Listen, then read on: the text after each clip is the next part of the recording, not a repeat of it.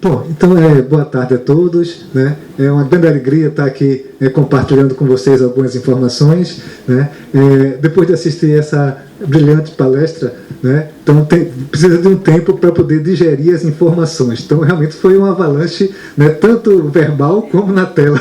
Eu tentei acompanhar as informações, acompanhei uma parte, não consegui acompanhar tudo, mas deu para ver que realmente tinha uma densidade de informações muito interessante que vale a pena refletir até durante um bom tempo.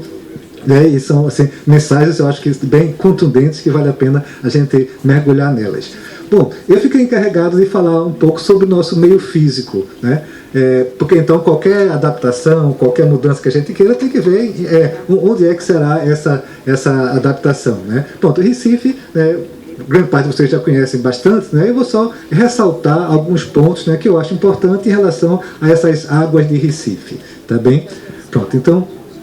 Bom, então se fala atualmente em mudanças climáticas, em mudanças climáticas globais, mudanças climáticas locais, né, globais e locais. Né? Com certeza a gente sofre das duas situações. Né? Então, globalmente tem as mudanças, né? Recife também tem aquela ilha de calor, a gente tem essa ilha de calor, né? A gente tem todo um excesso de impermeabilização que altera a temperatura e que altera o regime de chuvas também. Né? Então nós sofremos consequências das duas situações, mudanças globais e mudanças locais. Né? E aí se fala, a temperatura vai aumentar, né? E está aumentando, né? Quem mora em Recife já vê que a temperatura está aumentando, né? O nível do mar, né, vai se elevar, né? E vamos ter chuvas mais intensas e chuvas intensas mais frequentes. Tá? Então não são boas notícias, né? Então a situação é assim, a tendência é piorar a nossa situação. Tem aqui algumas figurinhas, mas não vou detalhar não. Pronto, ok, né? Bom, quando a gente fala de mudanças climáticas, do ponto de vista assim, de fazer um cálculo de hidrologia, né? Então assim, geralmente para a gente fazer cálculo de hidrologia, a gente trabalha com séries temporais, né? Então eu peço assim, eu pego então assim, quais são os últimos 30 anos de chuva, os 30 anos de vazão de um rio, né? Então trabalhamos com séries temporais.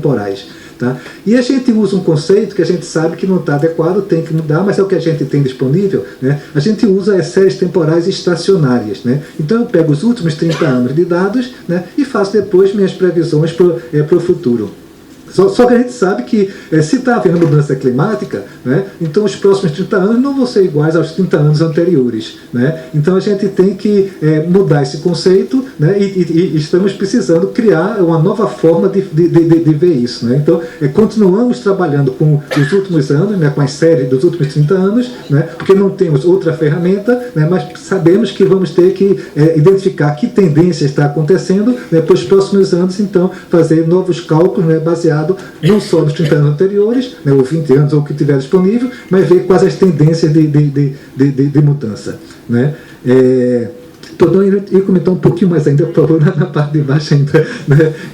Quando a gente fala no projeto hidrológico, então eu vou projetar uma barragem, vou projetar um dique, né? um canal, né? A gente sabe que tem um risco de falha, isso é inerente ao processo. Né?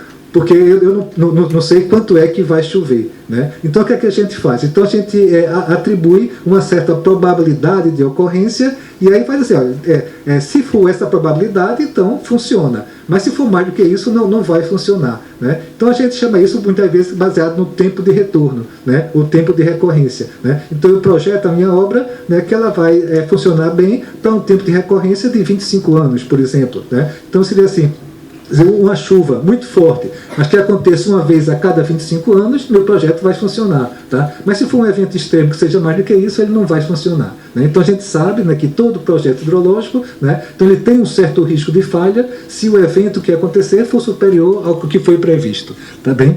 Pronto, ok.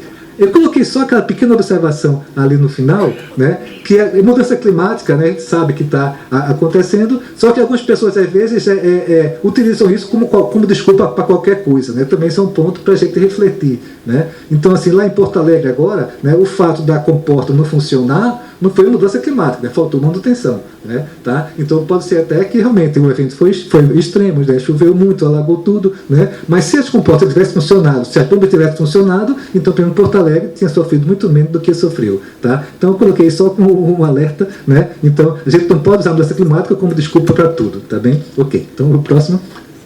Bom, então a gente tem aqui, na nossa região metropolitana, temos as planícies e temos os morros, né? Eu coloquei aqui só para comentar a de Recife, né? Um pouquinho de Olinda, um pouquinho de Jaboatão, tá? Mas a gente pode logo por o seguinte, mas só para dizer que a planície se estende também, né? Aquela parte de Olinda, Casa Caiada, Bairro Novo, a parte de Jaboatão, de Piedade, Candeias, né? Barra de Jangada também fazem parte da planície, tá? Então a gente pode ver o seguinte, que aí é como se fosse um zoom para a parte de Recife. Pronto, né? Então aqui, vendo a parte de Recife, né? Então a gente tem aí essa planície, né? Que sofre muitos problemas de alagamento e inundação. E os morros sofrem os problemas de movimento de massa, de deslizamento, né? Pronto, mas eu vou focar mais na parte da planície, né? Então, dos pontos que tem muito alagamento, né? Então a gente vê, tem ali aquela escala, né? Então a gente vê que Recife é uma planície e uma planície de cotas muito baixas, né? Então a gente tem lugares que tem cota de 1 metro, cota de 2 metros, né? Tem lugares um pouquinho que é da planície, que ela vai subindo lentamente para o lado do oeste, né? Mas são cotas muito baixas, né? Então, sendo cotas muito baixas, elas são cotas muito vulneráveis, tá? Então a gente tem que ficar sempre consciente disso, que se houver essa elevação do nível do mar, então nós estamos realmente em situações críticas, porque a planície já é muito baixa. Pronto, pode ser o seguinte. Bom, eu coloquei aqui algumas informações, né? Tem o nível do mar, né? Tem várias zonas do mar, né? Do espraiamento, zona de surf, zona de arrebentação, né? Mas colocando essas informações, né? Então no século XX, né? Então o nível médio global do mar subiu entre 11 e 16 centímetros. Isso já é bastante coisa. A gente espera, de acordo com diversos modelos que são rodados por aí, né, que até o ano 2050, né, vai subir mais 20 ou 30 centímetros. Né? Isso para lugar que já é muito baixo, já é bastante. Né? E até o ano 2100, né, pode subir até mais do que 70 centímetros. Né? Então isso já vai deixar diversos pontos bem mais vulneráveis. Né? Lembrando aquela questão entre hidrostática e hidrodinâmica. Né? Quem lembra lá do tempo de colégio, né? Então na parte de hidrostática, a gente tem os vasos comunicantes, né, que o nível de um lado fica igual ao nível do outro. Né? Mas isso na hidrostática. Né? Quando você tem hidrodinâmica, então não fica na horizontal, né? Então fica inclinado. Tá bem? Então, aí se lá no mar subir 50 centímetros, né, então no ponto de cá eu não vou ter a mesma cota não, né, então tem que lembrar que chove, é inclinado, né, então isso vai tendo gradiente e vai subindo, né, mais do que lá, né, tem que ficar sempre consciente disso. Tá, pronto, então é o seguinte. Bom, eu peguei os dados de maré, né, do ano 2000 para cá, né, tá, para avaliar, né, como é que está a nossa variação. Né.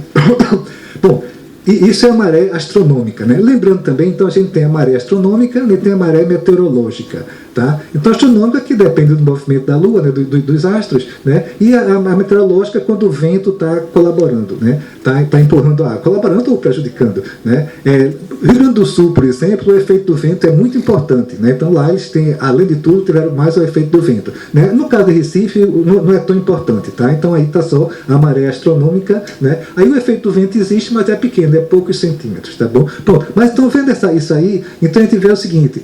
Né? Então a maré de 1,50, né, acontece tantas vezes, aí depois de 2 metros, 2,10 metros, e depois lá de 2,70 metros ou mais, né, então aconteceu 14 vezes nesses últimos 20 anos. Né? Então a gente corre esse risco de ter uma maré alta, muito alta.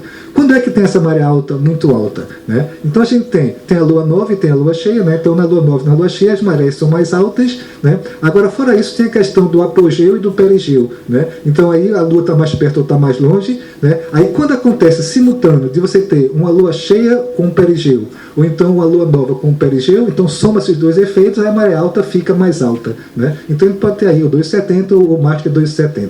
Tá bem? Pronto. Eu coloquei aquela informação do 1,14 m, porque algumas pessoas não sabem disso e às vezes ficam atrapalhadas com a conta, que é o seguinte: Recife tem 2 cotas zero diferentes. Né? Como geralmente as cidades costeiras têm, porque então o efeito da maré é baseado numa certa cota zero, né, que é uma cota do DHN da Marinha. Então você abre a internet. Então como é que vai ser para viajar de barco hoje? Tem lá a maré alta e a maré baixa, então ali é o zero da maré, né, que é o zero do DHN da Marinha. Tá? Tá? E a gente tem a terra firme que tem o IBGE. Então você pode pegar várias tabelas que tem a cota do IBGE. Tá? Então quem vê uma certa cota tem que prestar atenção se é a cota da maré ou se é a cota do IBGE. Né? Quem vai andar de barco pega a cota da maré sem problema. Né? Mas às vezes o erro que algumas pessoas cometem é pegar a cota da maré e achar que em terra firme é a mesma cota. Né? Então são diferentes. Né? Aí a variação é 1,14 m. Tá? Então tem que lembrar isso. Então que todo mundo for pensar nessa questão da água, né? Lembrar que a gente tem dois zeros diferentes e aí tem que pensar num e pensar no outro. E se quiser converter, então a conversão é 1,14 m. Pronto, o seguinte. Bom, aí tivemos esse ano, né, no dia 11 de março, eu acho que várias pessoas lembram, né, várias ruas que alagaram sem nenhuma chuva, né, então alagaram pelo efeito da maré. Né. Então eu peguei na Elurb, né, então assim, quais as ruas que alagaram? Então eles fizeram um bom levantamento, né, então diversas ruas que alagaram. Então a gente vê ali Santo Amaro, né, Rua da Aurora, aqui naquela região, tem pontos que alagam, né, Ilha do Leite tem pontos que alagam, Estrada dos Remédios tem pontos que alagam, né, Boa Viagem tem pontos que alagam também. Né. Então são pontos que eles são mais altos do que o nível médio do mar, né? Mas são mais baixos quando você tem essa maré alta, muito alta. Tá? Então, quando tem essa maré alta que junta a lua nova com o perigeu, né, que é uma maré alta muito alta, aí fica, o nível da água fica maior do que o dessas ruas, aí a rua alaga. Né, tá? Então, isso é um ponto para a gente pensar também, que são pontos que já são muito vulneráveis. Tá? E são vulneráveis, assim, não é só porque é periferia da cidade, né, são vulneráveis classe média alta, que mora ali também, que a rua alaga bastante. Pronto, é o seguinte. Bom, aí são as fotos desse dia, né? Que eu acho que vários de vocês presenciaram isso aí, né? Foi o fim da tarde, né? Começo da noite que alagou muito pronto, sem nenhuma chuva, né? Tá. Bom, mas aí fora isso, será que também nós temos risco de chuva? Né? Então aí a gente costuma dizer assim, no caso de Recife, né, a gente tem o risco de que vem de cima, né, que é a chuva, né, risco que vem de leste, que é do mar, né, e risco que vem de oeste, que são os rios que pode ter esse risco também. Né? Então a gente falou do risco do mar, né, que é o risco que vem da parte costeira, então o risco de cima. Então Recife tem chuvas bastante elevadas. Né? A maior chuva histórica de Recife, que tem registro, foi em 1970. Né? Então, na época, não se falava em mudança climática, né? Mas foi mais de 300 milímetros no dia. Né? Em um dia, mais do que 300 milímetros. Né? Então, foi bastante. Né? Tá? De chuva recente, a gente teve aquela chuva no dia 28 de maio de 2022. Né? Que aí foi uma chuva que deu 200 e poucos milímetros. Tá? Repare que eu coloquei aí 234, porque eu aproveitei quando eu peguei os dados. Geralmente a APAC ela dá os dados de 0 hora até meia-noite. Só que a chuva começou antes. Né? Então, para saber realmente quando choveu, aí eu somei o pedacinho da chuva que tinha caído na noite anterior. Né? Então, aí deu 234. Né? Que aí todo mundo lembra, foi um sábado, né? Alagou a cidade toda. Né, tá? Agora a gente vê assim, foi a maior? Não foi a maior, né? Então deu 230, né, mas a gente teve em 1970, né, que teve 330 milímetros de chuva. Né? Então a gente vê assim, então estamos vulneráveis a ter chuvas talvez tão grandes quanto essa em 1970 ou até maiores. Né? Então a gente teve agora em São Paulo, né, teve aquela de São Sebastião, né, há pouco tempo atrás, né, que foi quase 600 milímetros em um dia. Né? Então assim, se acontecer do oceano estar muito quente e os ventos estarem soprando muito para cá, então tem risco de ter chuvas muito intensas também. Né? Ok. Bom, né, como a gente falou, né, então temos o risco de cima, né, temos o risco que vem do mar, né, e o risco que vem de oeste, né, do caso dos rios. Né. No caso das barragens, então a gente pode dizer que isso foram obras que melhoraram muito a resiliência da cidade algumas décadas atrás. Né. Então, década de 70, né, foram feitas essas barragens. Né, então, quando chove muito na bacia do Capibaribe, então a gente já tem Jucazinho e Carpina, né, Tapacurá e Goitá, que já seguram grande parte dessa chuva aí. Mas se acontecer uma chuva muito intensa, a jusante das barragens, então a barragem já não segura, já foi a jusante. E se acontecer muito intensa a montante da barragem, mas for intensa e que dure alguns dias, né, não é impossível, né, então enche a barragem e aí já começa a verter, né, então temos esse risco também. Né. É um risco baixo. Né. Quando foi feito esse estudo das barragens, né, há cerca de 40 e poucos anos atrás, né, então se avaliou que a Recife estaria protegido para uma chuva, né, ou para uma cheia, que acontecesse uma vez a cada 700 anos. Né? É um risco bastante pequeno risco, né? A cada 700 anos. Né? Só que ao longo do tempo teve algumas coisas que foi mudando. Né? Então uma das coisas que mudou atualmente as barragens elas guardam água. Né? Quer dizer, quando foi projetado Carpina, por exemplo, ela ficava sempre seca. Então tinha muito volume volume para guardar água, né? Aí depois se pensou, vamos deixar água aqui na barragem para abastecer as cidades, que é uma coisa muito justa e muito adequada, né? Mas aí com isso ficou menos volume de espera, né? Então a capacidade que ela tinha, que era uma vez a cada 700 anos, né? Então está menos agora, né? Teria que fazer um cálculo detalhado para isso, eu não fiz esse cálculo, né? Mas a gente sabe assim que tem um risco, pode ser talvez uma vez para uma cheia de uma vez a cada 500 anos, né? Mas não quer dizer que é zero. Então pode ter também esse risco da cheia que venha pelo lado oeste, né? Pronto, aí o seguinte.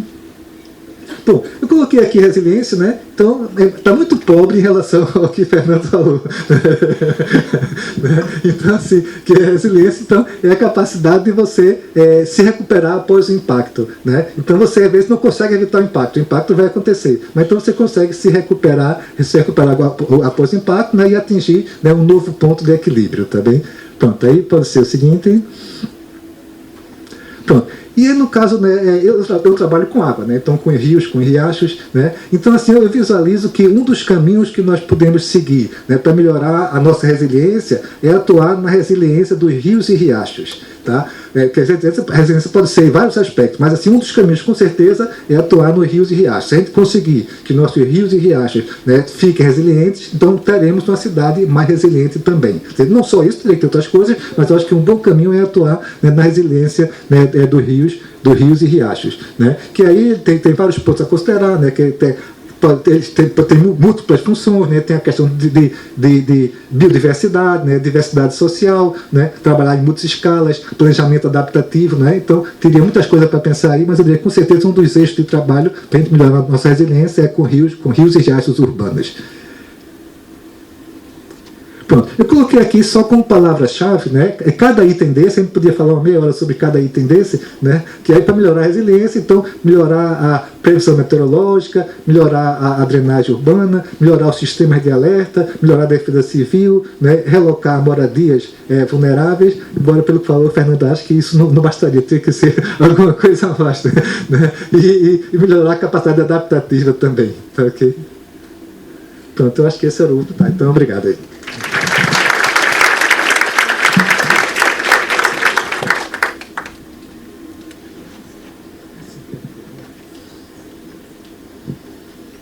Muito obrigada, Jaime. Dado todo esse contexto da cidade do Recife, eu lembrei muito, agora no final, se falando da resiliência dos rios e riachos, obviamente do Recife Cidade Parque, toda a nossa experiência do Parque Capibaribe, que a gente teve o prazer de ter aqui Montezuma e Luiz Vieira apresentando em março. Um dos caminhos, né, que a gente também não pode esquecer, e dessa experiência que Recife está falando para o mundo. Agora, após, né, compreender tudo isso que Jaime nos trouxe, é crucial entendermos... Opa, não, calma, me confundi.